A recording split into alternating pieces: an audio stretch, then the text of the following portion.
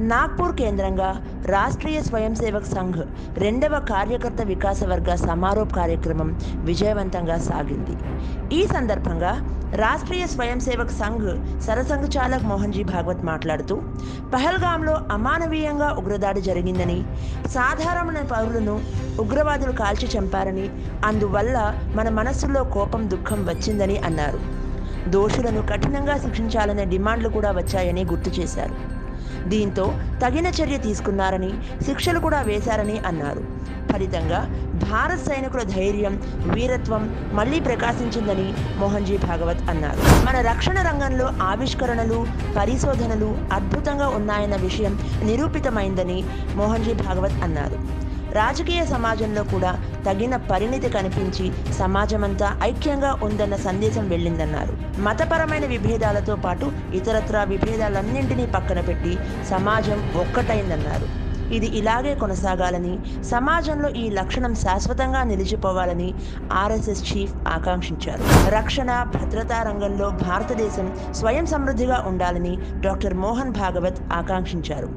భారతదేశంతో ప్రత్యక్షంగా యుద్ధంలో గెలవలేని వారు ప్రాక్సీ యుద్ధం, ఉగ్రవాద కార్యకలాపాలు అనే విధానాల ద్వారా మన దేశాన్ని రక్తసిక్తం చేయాలని అనుకుంటున్నారని అన్నారు. అయితే ప్రస్తుత కాలంలో యుద్ధం స్వభావం పూర్తిగా మారిపోయిందని, ఇకపై ముఖాముఖిగా ఉండదని, సాంకేతికత కూడా మారుతోందని అన్నారు. ఉన్న చోటనే ఉంటూ బటన్ నొక్కి డ్రోన్ల ద్వారా దాడులు చేయవచ్చని అన్నారు. భారతీయులు సత్యం, అహింస అనే వాటిని అనుసరిస్తామని, ప్రపంచంలో మనకు శత్రువులే లేరని ఆర్ఎస్ఎస్ చీఫ్ మోహన్ భాగవత్ అన్నారు. కానీ ఉగ్రవాదాన్ని వ్యాప్తి చేసే దేశాలున్నంత వరకు మనం అప్రమత్తంగానే ఉండాలని హెచ్చరించారు. భద్రతా దళాలు, ప్రభుత్వాలు పరిపాలనాపరమైన అన్ని చర్యలు తీసుకుంటాయి, కానీ నిజమైన బలం మాత్రం సమాజంలోనే ఉందన్నారు. అన్ని మార్గాలు ఒకే వైపుకు తీసుకెళ్తాయని, అలాంటప్పుడు మత మార్పిడి ఎందుకు అని మోహన్జీ భాగవత్ సూటిగా ప్రశ్నించారు. స్వార్థం, దురాశ లేకపోతే అన్ని మార్గాలు ఒకే వైపుకు తీసుకెళ్తాయన్నారు. ఎవరిని పూజించినా కుదురుతుంది, కానీ బలవంతం చేసి మీ మార్గం తప్పు అని చెప్పడం సరైన పద్ధతి కాదని తేల్చి చెప్పారు. మత మార్పిడి అంటే హింస అని, దురాశ, బలవంతం కారణంగా మతం మారిన వారు తిరిగి మన ధర్మంలోకి వచ్చేస్తామంటే స్వాగతించాలని, అంగీకరించాలని అన్నారు. వేర్వేరు భాషలు మాట్లాడినా, రకరకాల దేవతార్చనలు చేస్తున్నా, వేర్వేరు ఆహారపు అలవాట్లు ఉన్నా మన మూలాల్లోనే ఐక్యత ఉందని మోహన్ భాగవత్జీ పునరుద్ఘాటించారు. భిన్నత్వంలో కూడా ఏకత్వాన్ని తీసుకురావడమే భారత్ యొక్క నిజమైన ధర్మమని, ఈ విషయాన్ని రవీంద్రనాథ్ ఠాగూర్ చెప్పారని గుర్తు చేశారు.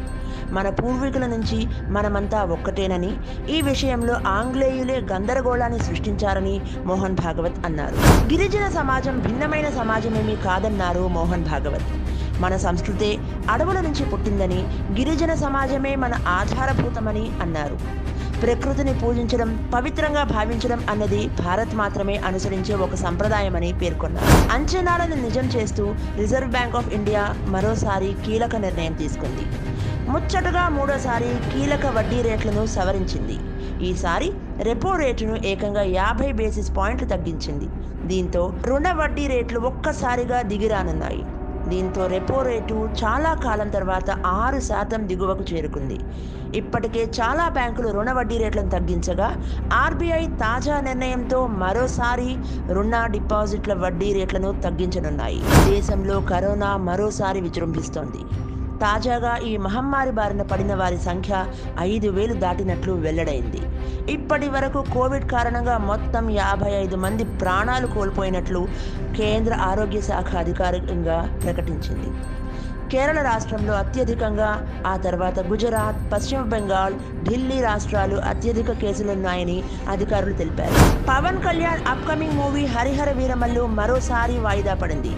ఈ చిత్రం ఈ నెల 12న విడుదల చేయాలని భావించిన పోస్ట్ ప్రొడక్షన్ పనుల ఆలస్యం కారణంగా చిత్ర విడుదలను వాయిదా వేస్తున్నట్లు నిర్మాణ సంస్థ ప్రకటించింది. త్వరలో కొత్త విడుదల తేదీని ప్రకటిస్తామని చిత్ర నిర్మాణ సంస్థ వెల్లడించింది.